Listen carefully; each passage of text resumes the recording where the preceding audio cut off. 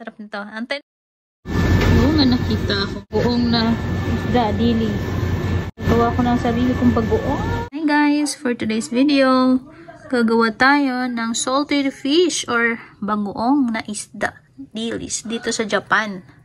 Yan, ito yung nabili ko. Ayan. Bihira lang kasi itong ganitong isda, kaya binili ko na. Bawal kasing bagoong dito, mabaho daw, kaya gagawa ko ng sarili kong bagoong. Let's go! Ayan guys, huhugasan natin siya ng asin. Ayan, huhugasan natin siya ng asin.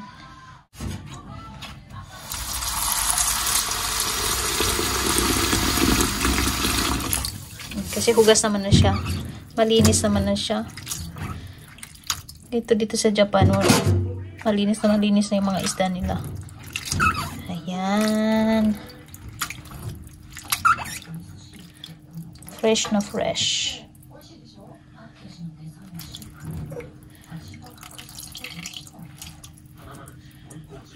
Tapos, i-drain lang natin.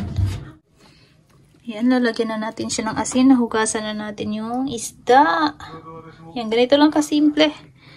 Bawal ang bagoong galing Pilipinas. Kaya gagawa tayo ng sarili nating bagoong. Lagyan natin ang mga 6 na kutsara asin. 1, 2, 3, 4, 5, 6 yan. Estimate nyo lang kung ano yung ano nyo. Gusto nyo maalat na maalat o hindi ganun maalat. Tapos mix nyo lang.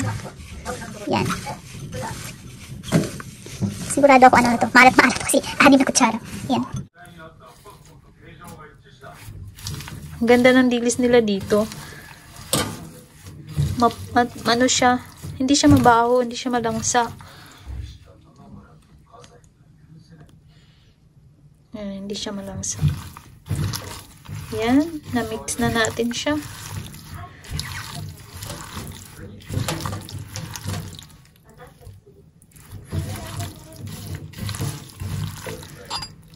Yan. Ilalagay na natin siya sa container. Ilalagay na natin siya dito sa ano natin, container.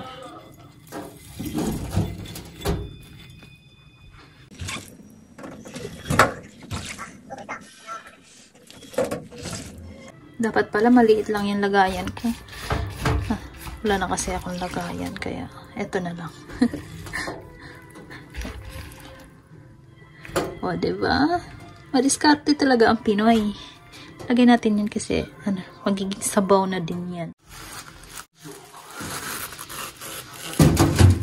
Para additional lasa na din siya, lagyan nyo lang ng patis. Patis dito sa Japan. Ayan. Lagyan nyo lang. Yan, pwede na yun. Pang paano lang. Dagdag amoy, charing. Dagdag sarap. Ayan, ito na yung finished product natin, guys. Ayan, oh. Nag-uumpisa ng melt yung asin. Ayan yung asin. Ayan. Wala kasi tayong rock salt dito sa Japan, kaya ayan, maliliit yung asin natin. Ayan. Ayan siya kadami. Ang sarap nito. Antay na lang tayo ng 1 buwan. Pwede na natin kainin to, mga be. Ganito lang gumawa ng bagoong dito sa Japan. At malinis pa. Bawal kasi magdala kaya gawa tayo ng sarili natin. Thank you for watching. Bye!